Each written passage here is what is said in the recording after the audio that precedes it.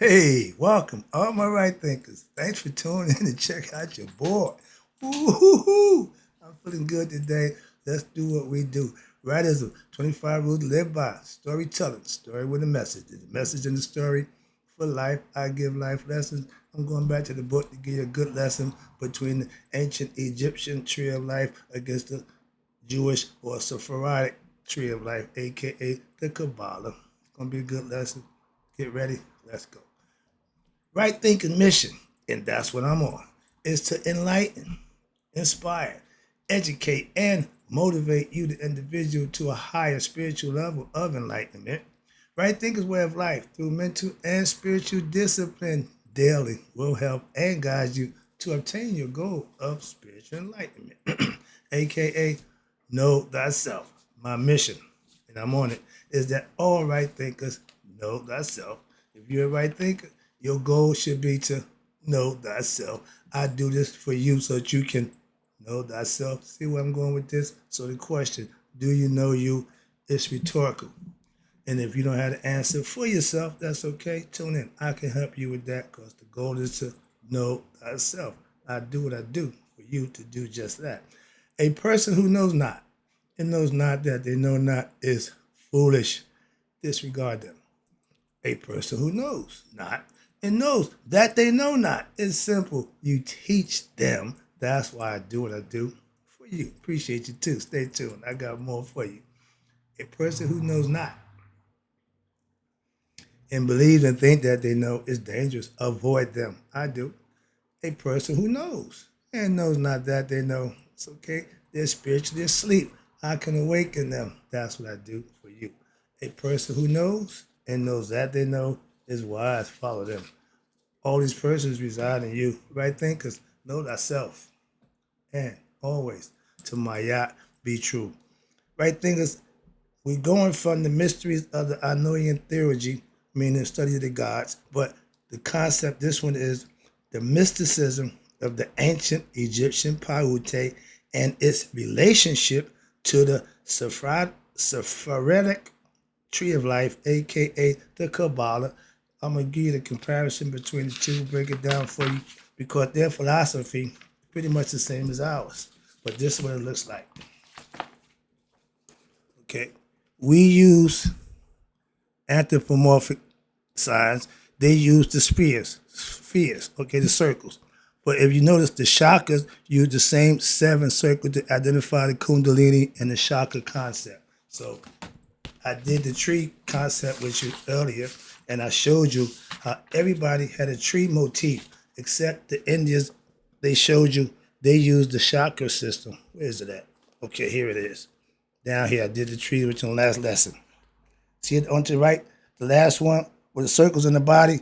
That's Kundalini. That's the serpent power. In Egypt, we call it sacred power. In India, they call it Kundalini, but it's the life force circles. Okay, sinners, break that down for you as we go. Now, let's talk about the real deal, about the comparisons or the similarities between the Kabbalah tree of life and the ancient Egyptian tree of life. Let's go. The exposition of the Anuian tree of life, that's what it's called, and she taught Netta. There we go. Ancient Egyptian religion. It was a religion because they lived it. They practiced it daily. That's how a religion should be done. If you're Muslim, you practice Islam daily. Christian, same thing. So understand that. That's the concept. It started with us. That's how it's done. And expresses what? The ancient Egyptian religion expresses the understanding of creation as what? An emanation from that which is subtle, which is the spirit, which is the God, to that which is gross, the earth, aka the physical body, and a brief overview of the ancient Egyptian Pa'ute, or the company of gods and goddesses of creation, provides insight into a deeper teachings that may what? Intimidate, or excuse me, intimate in the Kabbalic tree mysticism also. In the Kabbalic text, watch this. The Sofer Uzariah, that's the Hebrew concepts or Jewish concepts words. So I may mess it up, botch it up a little bit. I'm trying to do it right. But it's a scripture of what? Cosmology and cosmogony that attempts to explain the nature. Same thing the Egyptians do. Watch this. And explains the nature and structure and substance of what? Creation. Getting a little hot in here. The ancient Egyptian creation myth, right there. The ancient creation myth, not we telling you this is it. No, it's a myth. It's a concept, okay, to teach you, to give you an understanding. Again, everything is about understanding the symbology behind it and the hidden esoteric meaning. That's called hidden knowledge and understanding of something that everybody don't get. Understand that. We call it for a more noble and glorious purpose, like the Masonic emblems. Moving on. Everything is signs and symbols. I gave that lesson a long time ago. Let's go right here. Come on. The ancient Egyptian creation myth, again, what? Explains the nature of creation as a scripture of cosmology, again, and what? Cosmogony. The extraordinary feature about our ancient Egyptian creation myth is what? Is that it achieves its teaching, meaning it get its point across, not through the use of abstract spheres, circles, spheres of the Kabbalism, which is their thing, but we did it through abstract and anthropomorphic as well as composite, anthropomorphic, and zoomorphic concepts, realms governed by what we call Neteru, and they are cosmic forces, and it's symbolized as God and goddesses, meaning male and female principles. You hear that word? Principles. These Neteru represent the natural forces, but also the energies, forces, what? Excuse me, the energy that goes to compose the human personality, meaning aspect of your character, which makes you who you are. Thus, allowing you, the practitioner, to what? Connect from the human to what? The divine and beyond. I just explained to one of my students. He was wondering, well, why I can't have more senses? Why I can't be more? Nope. You got 5 senses that the body communicates with the brain through smelling, seeing, hearing, touching, and tasting. That's it. Thinking is another function at the next level up. That's why we call it the astral body. Why? It don't need the physical senses to do what it does, which is dream and have foresight. Either you can have memory or you can have imagination. Okay. But when you're doing that, that means you went past the physical. Everything, like I tell you, the Hermetic principles, the first law is all mental. In addition to the Neteru realms, the systems include what? The spheres of what? We call them psycho, meaning mental, spiritual, meaning God, consciousness, meaning you have to be conscious of it, and the centers of the serpent, they call them the serpent power. We know it now as the chakras, or more importantly, Kundalini, respectively, in the Indian mysticism. They have their concepts also. We dealing with Egyptian, and I'm going to show you the difference with the similarities between the Jewish Kabbalah. Okay, so Netarians, she taught Netta practicer, followers, right thinkers of ancient Egyptian spirituality concepts, relates to the gods and goddesses. Religion expressed the 3 concepts of the creation in the universe and human personality through, again, the creation myth. We telling you it's a myth. Well, did they really happen? They are mythological concepts and characters. If the Bible told you about their allegorical, mythological characters, you would have a better perspective and understanding about that book and what it really means. If you think it's literal, you misinterpret it.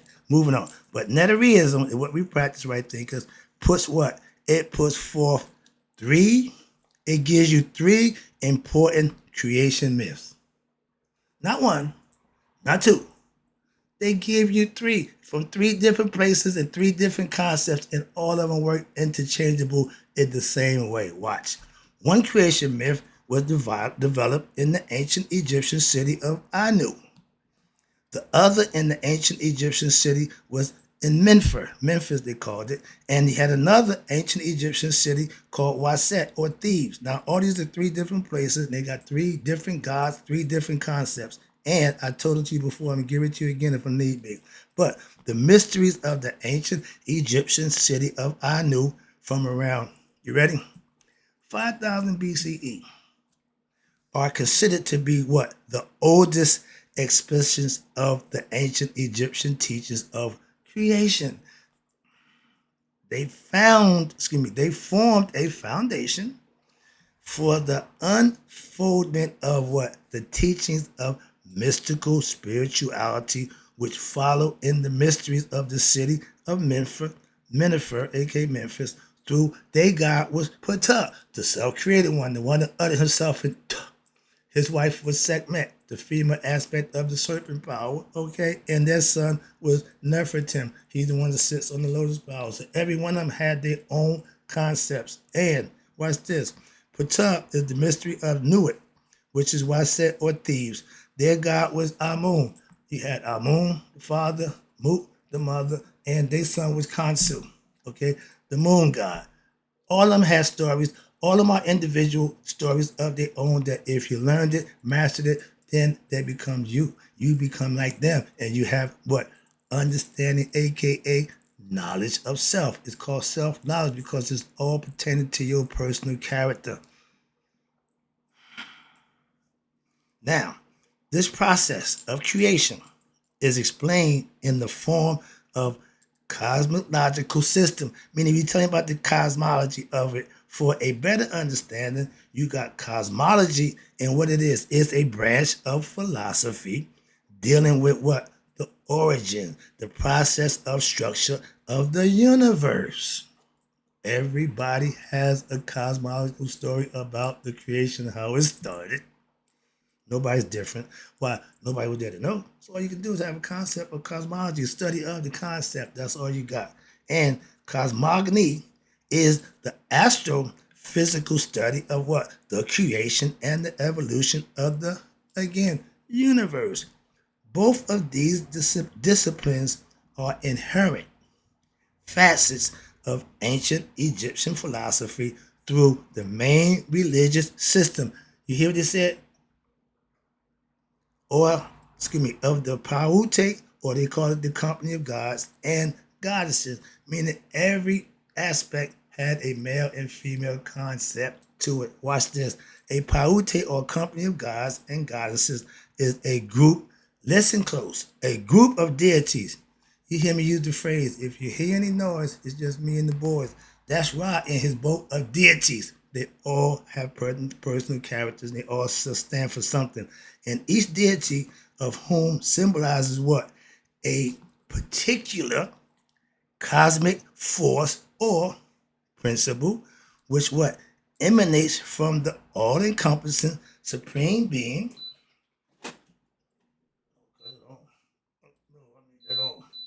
Okay, for the supreme being, excuse me, and it manifests. Remember, thoughts and ideas don't mean nothing till what? It manifests. God shows his manifestation through nature and human beings, but nature was before. Why? They was here before we got here. Listen. And he manifests creation through the properties and the principles we call nature, represented by the Paute, every aspect. And this system or company of gods and goddesses of Anu is regarded to be the oldest and the forms of the basis of the Asarian, or the Greek term Asar, Trinity, Asar, Aset, and Haru, or y'all call them Osiris, Isis, and Horus. The Greeks changed everybody's name pretty much back then to really to throw you off and, confuse you a little bit. Now this come to light, they can't get around the obvious. Moving on, that's another lesson. But let's talk about now. Here we go. Since the Jewish Bible states, and this is the Jewish Bible states that its patriarch, which is Moses, in the beginning, Moses tells a story from the Jews aspect. They said that he was knowledgeable in the teachings of the priesthood of ancient Egypt. I don't agree with that. I'm just saying. I ain't going there. But it is plausible that the relations between the early Jews and the priests of Anu influenced the development of Judaism. I'm just saying. In this time and period, which was about the first millennium BCE. That's around what? 1000, coming down from 1000 to 800 BCE to 300 BCE. That's a long time from 5000 BCE to come up with something new. Y'all take the Old Testament and got mad because they wanted the new. Well, you took your concept and moving on, I'm just saying. But let's talk about this right quick.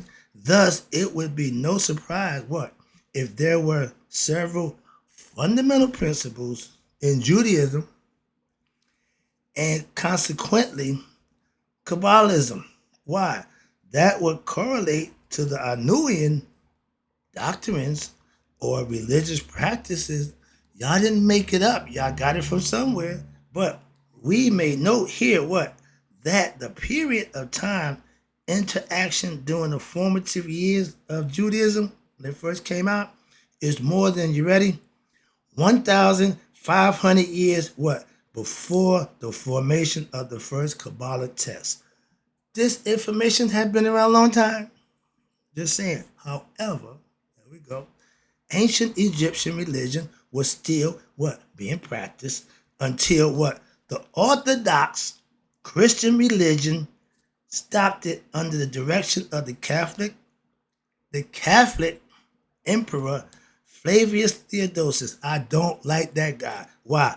He closed the doors on all ancient philosophical concepts for the purpose of enforcing his Christian views on the world. And he decreed, watch this, that not all non-Christian religious concepts should be stopped. How? By force. Not by choice. No, by force. And proceeded to carry out that decree. I get a little upset. I'm a nice Templar. They project y'all as being good people. To the contrary, I'm just saying, I ain't going there. I'm one, so I know what they profess. Okay? See, being one, you got to know one. So I know what they do. And so when he put that decree in, and watch this, one example of a correlation of the practices of ancient Egypt that Judaism also adheres to this day is the practice of what? Daily worship routine. I got one that I follow now. They understood that practice will always what? Get you closer to God. They don't care what you think about them.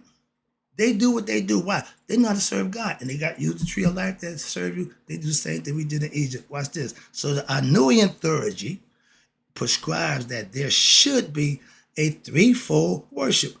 I was talking to my dude today, prior Muslim. He said, no, we pray 5 times. Okay, that's for the 5 senses. You praying for every sense in the body. Anytime you hear 5, it's symbolically the senses. You pray to the 4 cardinal parts of the world, north, east, south, and west. You start facing the east, but you pray 3 times a day. Again, morning, noon, and night. Simple. If you add something to it, that's on you. Some people do 4. That's the cardinal virtues, north, east, south, and west. It's all conceptual. But the worship you perform daily when? Dawn, noon, and dusk. By the initiates. This is what they practice. And this is a metaphysical discipline related to who?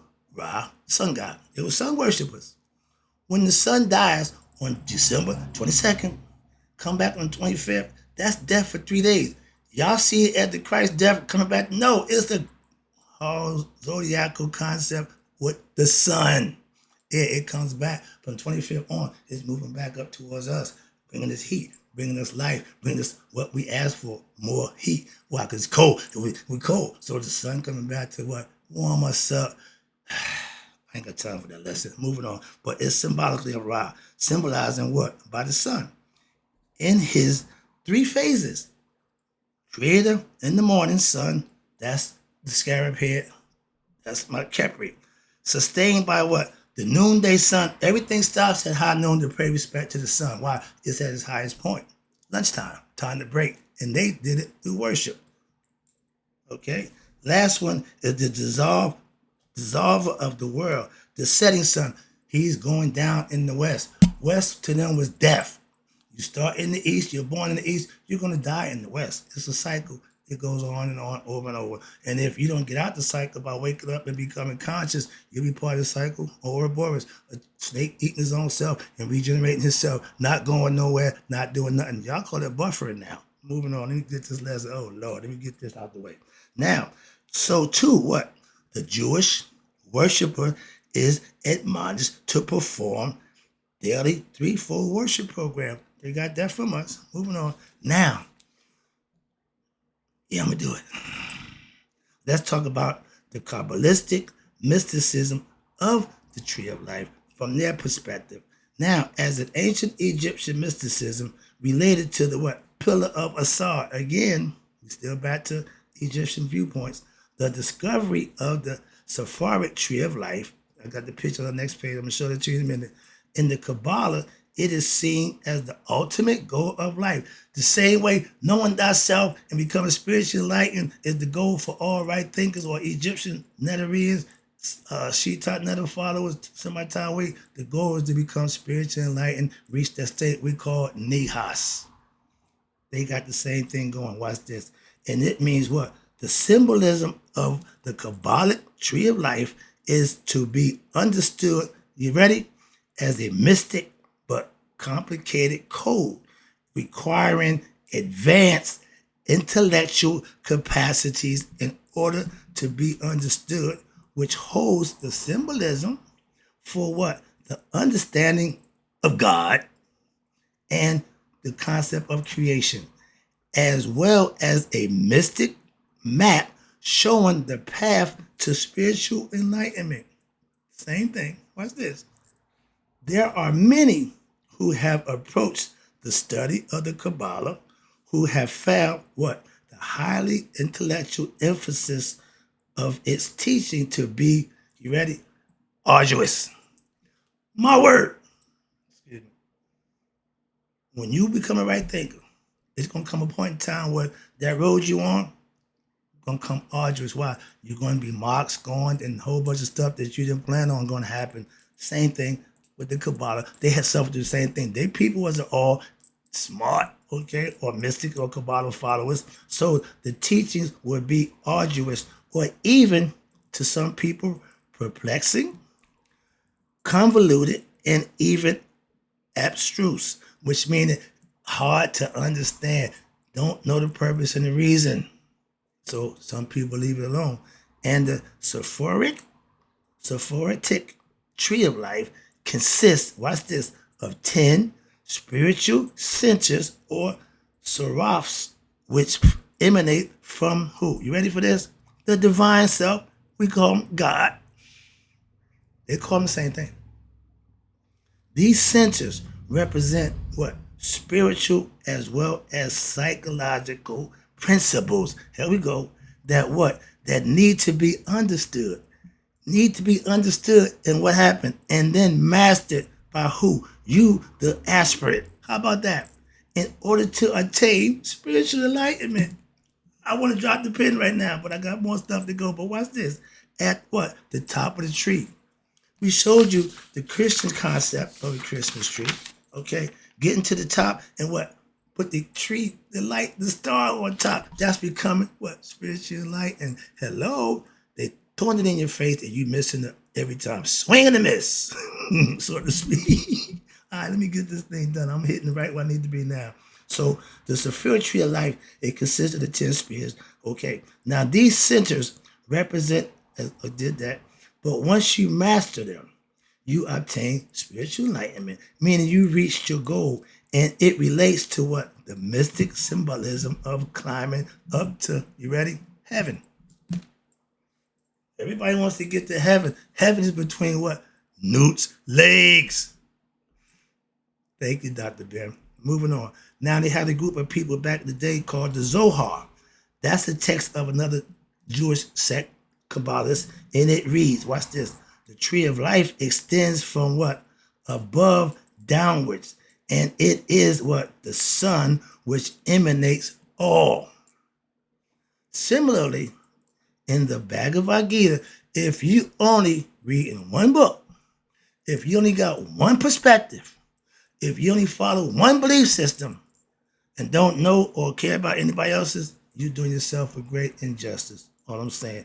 Because similar to the Bhagavad Gita, which is in India, and they started at circa 500 BCE, around the time y'all was doing y'all thing too. And guess what? The tree is also used as a metaphor. I gave you that metaphor, the eye metaphor. The tree is the same thing, symbolizing what? That the world is not the source of its own existence, but that indeed the spirit is the source of all creation. That's God. Without the spirit, nothing can exist. There's no life. God infuses life through spiritual implantation of nature. So it evolves and creates what? More life, abundance. It ain't gonna stop. Why? It's on a cycle. Human beings, we ain't gonna stop aging. Once you're born into the world of time, you part of the game of life that you don't have no control over nothing except what? Yourself. Trust me. Moving on. Now it states, the blessed Lord said in the scripture, speak of the imperishable Ashwata tree of the world process with its roots where? Above and the branches below. The Vedic verses constitute what? It leaves he who knows this tree is the knower of what? The essence of the Vedas. They use the tree motif to signify where we come, who the nurturer, like we did with the sycamore tree. We represented Nu, who would nourish you, make sure you got what you need. We have plants that grow everything we need. We have plants that cure all our ills. How you think that happened? By accident? All conscious, all knowing. That's how. We know him as God. Let me get to this thing. I'm about to wrap it up. I got another half a page to go. But let's understand this. The philosophy of the Kabbalism holds that what? The right side of the Kabbalah, the tree, is the bad side. Now, this is their philosophy. The right side is the bad side, left side is the evil side. That's their philosophy. I'm going to break it down for you when I get a few minutes. I got to... You know what? Right thinkers, I'm going to end this lesson, because then I'm going to get the second part to the Kabbalah mystic tree of life. Why? I got some explaining to do, and I want to have enough time to do it in. I'm watching the clock. I ain't going to have enough time. So in closing, right thinkers, may you all live to be 100. Me 100 minus the day. So I never know that right thinkers like you would pass away. I'll be right back. I got you.